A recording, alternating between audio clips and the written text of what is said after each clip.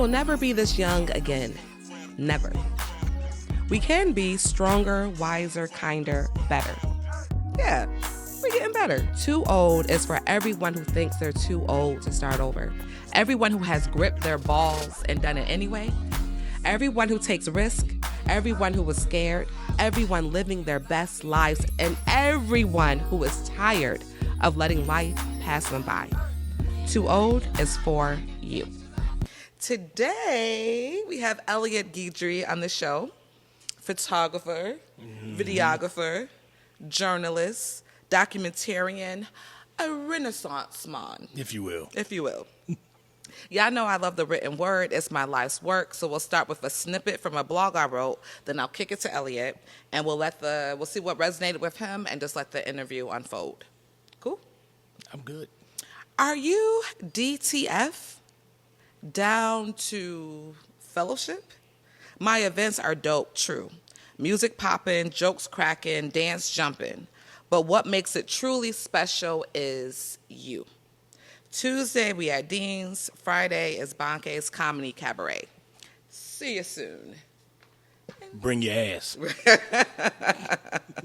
So this was actually backwritten a couple of years ago, but I'm curious, did anything stand out to you?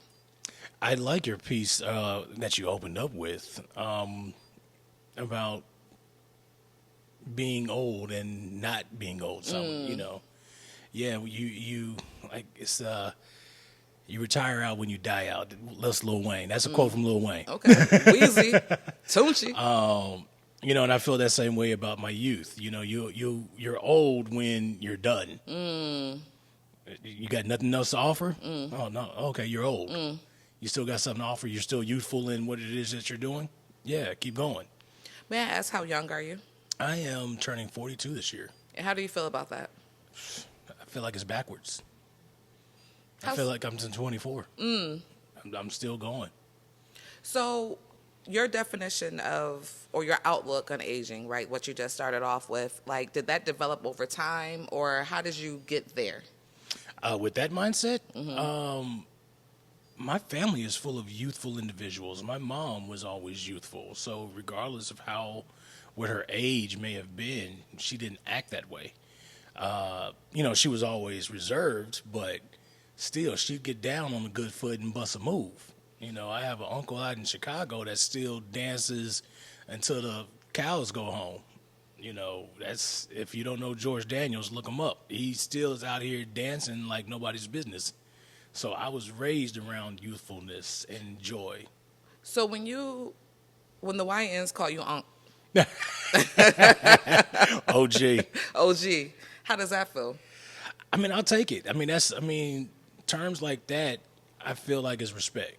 Because it's never like, man, slow down, Unc, slow down. It's like, man, Unc, what you got to think about? What you think about this? Or, you know, or whatever it is. They're usually inquiring. So it's not like anything telling me I'm out of pocket or anything. Like if somebody was trying to tell me I'm out of pocket, then okay, I might be in the wrong vicinity of where I need to be. Do you encounter many YNs, and what's that normally like? They never know really what my age is. You know, usually when I tell folks, it's like, wait, what? You know, I still get carded even these days, and folks are looking at me like, no, something's not adding up here. I got grays in my beard. You can't see that? What? All right, cool, man. I'll take it. So in this field too, it's kind of a youthful industry. So we said photographer, videographer, all these things. Like, what was your entry into this? Taking a class over at Texas Southern in 2005. I was already kind of experimenting with like graphic designs and things like that, but I really had a thought to really fine tune it. If I could start taking my own photos, I wouldn't have to pull images from Google, and I can protect myself on that front. It's like, okay, I don't want to get sued for any of this. So if I start taking my own photos, it'll save me. I took a class at TSU, fell in love with photography since. And then talk us more through this evolution of, because I can see how these different things that you do, they're all kind of in the same, realm. But how did one door open the next? So my cousin David Anderson did party promotions, club promotions. So that opened up the door for the space of me just kind of seeing what that life is like. I didn't really know at the time when he had just came in, like what my space was. I tried to be a promoter. That really didn't work. Contrary to popular belief, I was not the popular guy. So, trying to get people to pull up or buy a section or what have you just wasn't my forte. I could pass out flyers, but, folks would just, yeah, man, the light-skinned one passed me the flyer. It was that. It wasn't never, oh, man, I came here for Elliot or anything like that. So with me seeing that, it was like, okay, I got to figure out something. Something has to be here for me. A contribution. Something, whatever it is. I was at college at the same time, and my dream and passion was always to do radio broadcasting. Somewhere along the line, I was like, I see these doors aren't going to open up like I thought they would. So I changed my major to television broadcasting, and then that's when photography and videography kind of started piquing my interest. Took the photography class, bought me a little Fujifilm. He was promoting at the time over at Club Next, David, and this was like more of his focus on bringing up younger promoters. So there was the Fab Five, which was guys like Labo. You're getting a Houston history lesson. I'm here for it. Man, it was a couple other guys. And then my brother Marcellus was also a promoter on that team. So me having this kind of connection, I'm like, okay, well, let me start trying my photography here. I ended up meeting a guy by the name of Joseph Quest. That's a cool name. Yeah, he's one of the coolest motherfuckers. You can. Okay. Speak freely. Yeah. All right, he's one of the coolest motherfuckers on planet Earth. Saw me struggling with this camera and is like, what are you doing? It's like, I'm trying to figure this out, man. I'm just snapping. So he took my camera from me, changed it into manual mode, and then began to teach me right then and there while he was working. He was there working an event, but taught me what my shutter speed was, what my ISO did, what my f-stop was.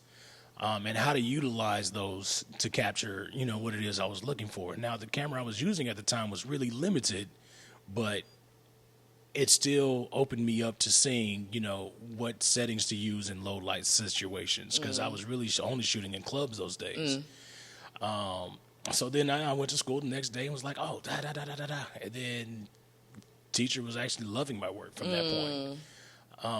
So even to this day, like, Quest will hit me up and was like, hey, man, what did you see in this photo? Why did you take this picture like this? And it's like, Jesus, dude, man, look, bro, I'm making my money. Can you leave me alone? So there was kind of like a natural mentorship that just formed because you were out in the field. He saw you, right? And that's just how he is. Naturally, like, if he's seen anybody with a camera and if he saw you interested into it, and we need folks like that in everything. But he saw me struggling with it and offered up the advice. Right. It's like, if you want to do something with this, you're going to shut up and you're going to listen to me. It wasn't that aggressive, but it was like that. So there's something to being like an elder in these type of fields, right? And so now you're kind of in that position, right? So how do you approach people who may need the help, or do you wait to be asked? No, so I was like, it's in the same way. You'll see somebody kind of trying to figure out what it is that they're doing. Like they're looking at their camera, or they're trying to switch through settings. And they'll look at their photo and be like, oh, man, I didn't really get what I needed. So when I start seeing photographers like that, I'm like, let me see your camera. Adjust their settings to something that I would shoot at. And then they'll go out and shoot like, oh, man, what did you do? Well, this is what I did. I adjusted your shutter speed, your ISO, and your f-stop because you were really relying on your flash. And I don't like relying on the flash too much because it will kill my ambient light. That's a little tidbit I got from Quest as well. Yeah, so that's interesting because we had a moment with set and setting everything up, and your feedback was sought after, and it was said, oh, this is better than a YouTube video, right? Because it's actually in person. So of course there's things, YouTube University, we can learn in that way, but there's nothing that's going to ever beat real world and with like real time guidance. Exactly. There's something you said earlier when you were talking about when Quest helps you fix your settings and then you took the photos back. So it's like, you're shooting at the club, yeah, and then you're taking it back to the academy, back to TSU. Well, no. So it wasn't those photos I took back. Oh, It was okay. just the photos I was taking thereafter. Gotcha. I was like, wait a minute, what are you doing? Okay, because what I see, Like, we haven't gotten there yet in this curriculum. Right. How are you here? What I see in you, what I see in Donnie Houston and Dave is like this elevation of Houston culture and kind of breaking down the barriers between maybe the Ivory Tower and the hood, whatever that may be. Can you speak to that a bit? Anything, and then this is one of the things I do appreciate about working with Dave and even Donnie. It doesn't have to look like shit. Like, yes, we're starting out, cool, but you can also put a little effort into it to clean it up because you want what it is that you're producing to be on the same scale of where you would want it. So whether it's a podcast like The Pivot or even Drink Champs or Joe Budden, the quality of the content that you're putting out is going to dictate how far it's going to go or who's going to see it or who's going to pay attention to it. If it starts to look like crap, then you can only expect so much out of it. So really taking the time, like even if it depends on there's so many things that you can use to get a good shot. It doesn't need to be a $2,000 camera. You can use your iPhone and still capitalize on what it is that you're Yes, doing. we do.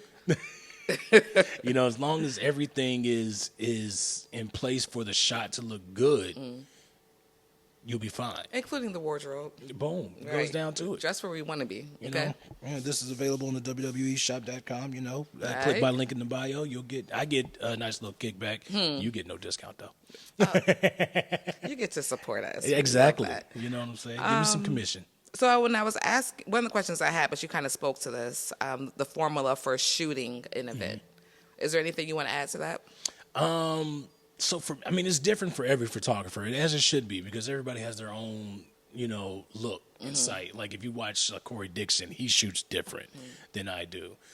Quest shoots very different. He's a master manipulator of light, like how he uses his lightings. Like he'll go into a setting right now and say, okay, pop this side, I need my settings. And I'll go in, I'll start shooting and then adjust along the way. It's just, what do you want your photos to look like? How do you want it to come out? Do you have a stylistic signature? I try to keep vibrant photos. Like even when I'm taking my photos to Lightroom, I try to have them as vibrant or create some kind of emotion that I feel. You know? I feel that for sure. So, like if it's a party, I want it to feel and look fun. If it's a personal photo shoot, like we did, I did one on this really cool guy. I don't think this is his last name, but I call him Buck Buchanan. He's a real estate agent, but he has the whole cowboy, look to him. I could dig it. So we're out at one of his properties. He has a stable, and it's just, I was able to take my time just a little bit, like, with those shots. Now we were still shooting video content, so the photos I was grabbing at the same time were just like here and there. But I still wanted people to feel when they looked at the photos that I was taking was like, this is a real ass cowboy. This isn't no fugazi cosplay. This is how he wakes up. He puts his boots on while we are putting on our sneakers or what have you. He goes outside, washes his horse. Not his Mustang, but his horse, and he gets going. He'll pull up to the property on his horse. He will sell you the house on his horse. Like, that's his life. And his wife is a real cowgirl. So she lasso his ass. They're into bondage. What? I don't know that, but I... But you can see it. Not good. Right. And she wrestled up some horses. So I'm going to let that one go. You said fugazi cosplay. Do you see that happening a lot with Houston culture and maybe in particular with transplants coming in?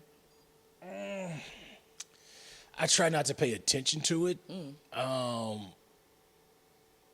Some people may, and if it's happening in front of me, yet again, I'm so focused on whatever it is I'm doing or why I am where I am. So you mind your own fucking business. You're goddamn right. That's the biggest rule in Houston. Yeah. Mind your business, maintain your lane.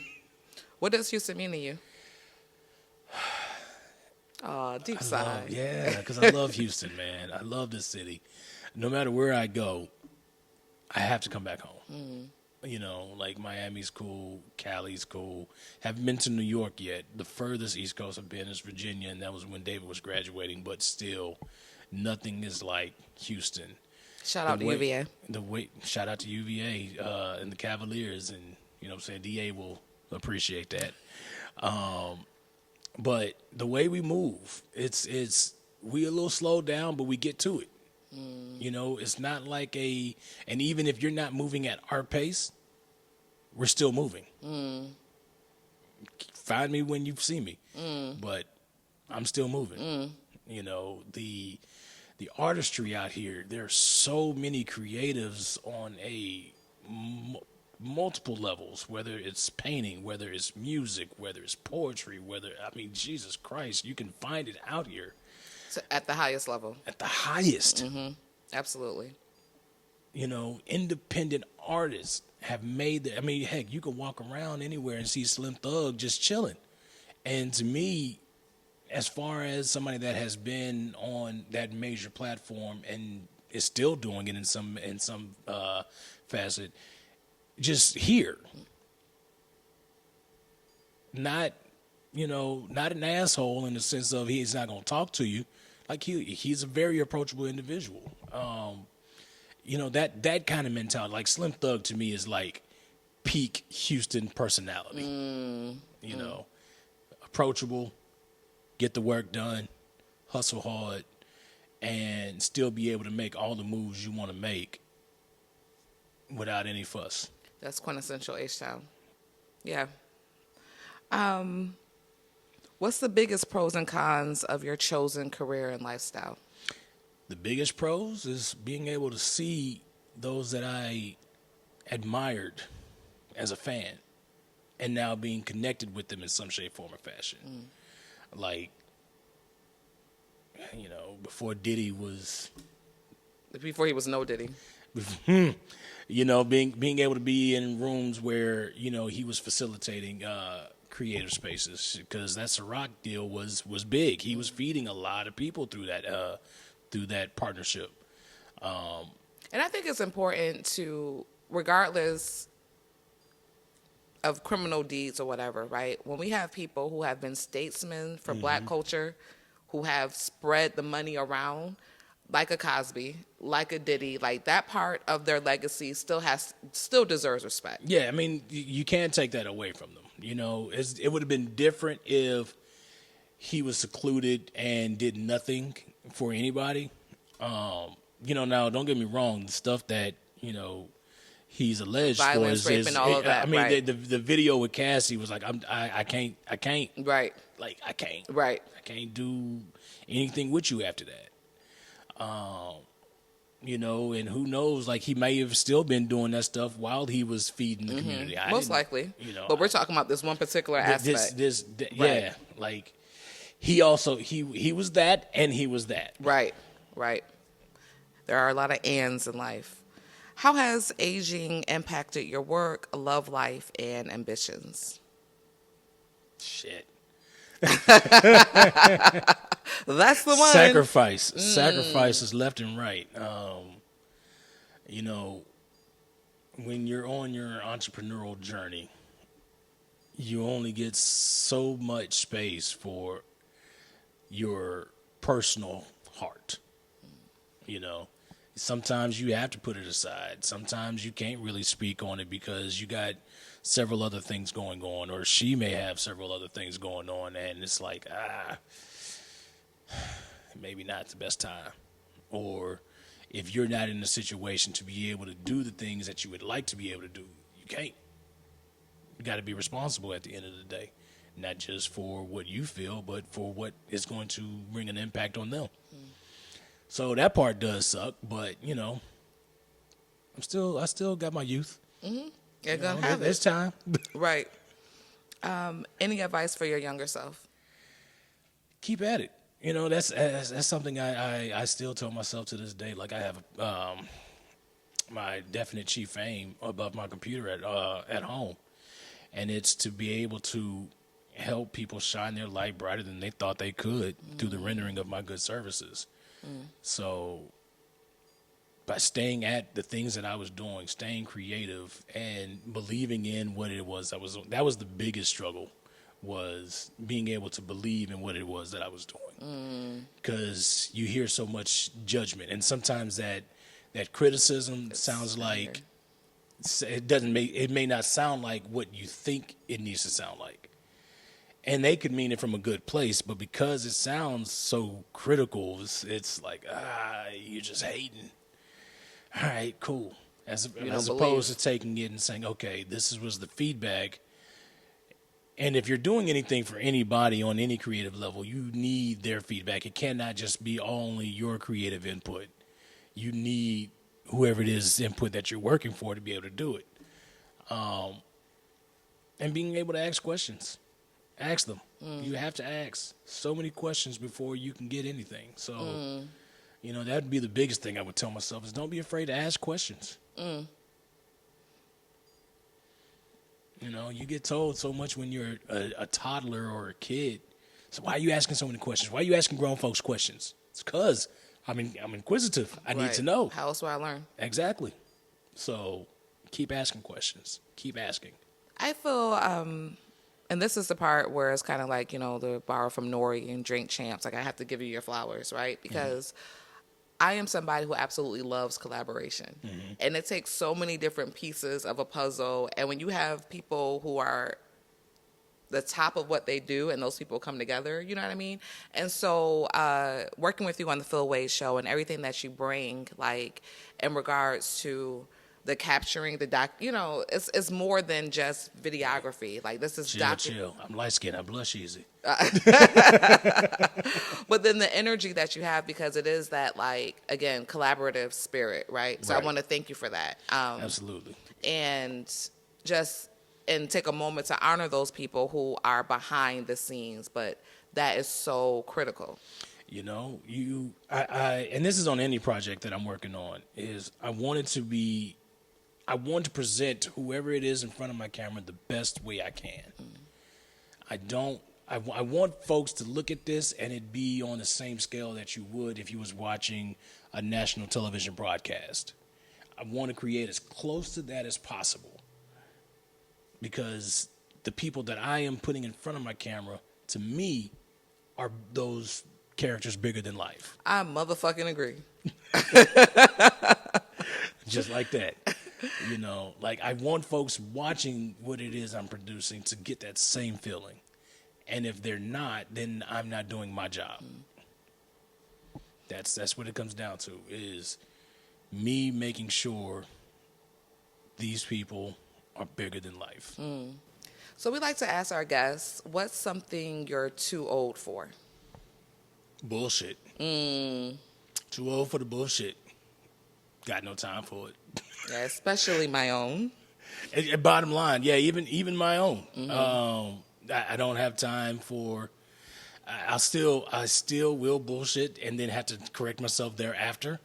But yeah, even then, it's like, dog, you're too old for this shit. Why are you doing that? Or why are you allowing this? And by bullshit, let's narrow that down a bit. You mean like insincerity? And yeah, I mean, that's a part of it. Things where, like, for instance, if it's with work, not being able to be straightforward and say, hey, when the money is coming in, as opposed to, all right, hey, I'm just checking on you. When's it going? Yeah. Just be straightforward with me. Get to it. Where's my check? Like, be straightforward. Like, if I got to wait, cool. Tell me I need to wait. Right. But give me a time of expectancy. I mean, that's just that part. You look like you might have hung a nigga or two, like, from a window in your day. What about my books?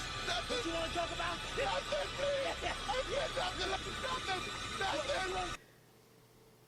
That's not a denial. I'm trying to process that. Okay, no, it just hit me. It just the office hours are between 8 and 5. Right, but you got your motherfucking money. All right? Mm-hmm. Don't fuck with Big Red. Big Red. God damn it. No. It took me a minute to hear that shit. Fucking 5 heartbeats. No, never had to. I've always been kosher, and I would be the one to hang myself over the bridge before I do that to anybody. You know, it's like, I know how to take the bump for somebody. I know how to take the hit. If that's what needs to be done to get the thing moving, cool. What's something you're not too old for? Being happy. Loving life. Love and life. Get poetic with it then. You know, that's you can never be too old for. Heck, I still play with my dog, Little Prince. Y'all can follow him on Instagram at I am Prince Guidry. I'm done. Cut. We're done here. See, stuff like that I'm not too old for. You know, not too old to still grow my hair out. You know, this is still happening. So if I can just summarize some of my takeaways from what you're saying is to do things like it's the biggest stage you've ever been on, right? To get it as close to that as possible is to ask questions, is to mentor and be mentored, and just be an overall genuine person. Bottom line. Bottom line.